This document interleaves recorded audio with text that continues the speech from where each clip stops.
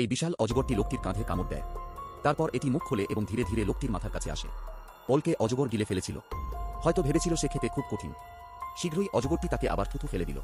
পাকস্থলীর অ্যাসিডে পলের পুরো শরীর ক্ষয়প্রাপ্ত হয়ে ঘটনাস্থলেই মারা যান।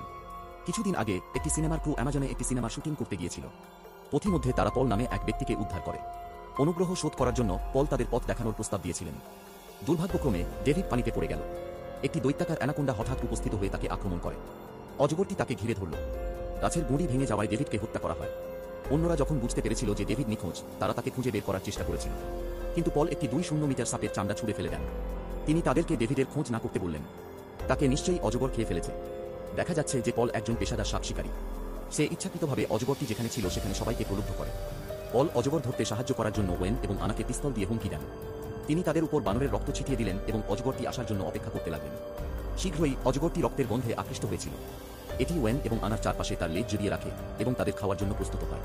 পল মাছ ধরার জাল টেনে অজগরটিকে জালে আটকায়। কিন্তু অজগরটি এতটাই লড়াই করে যে জাল ভেদ করে পালিয়ে যায়। পল তা দেখে পালিয়ে গেল। কিন্তু এখনও সে অজগরের কবলে। দৈত্যাকার অজগরটি তার চারপাশে নিজেকে আবৃত করে এবং ধীরে ধীরে মুখ খোলা রেখে পোলের কাছে গেল। অবশেষে পোলকে অজগর জীবন্ত গিলে ফেলে।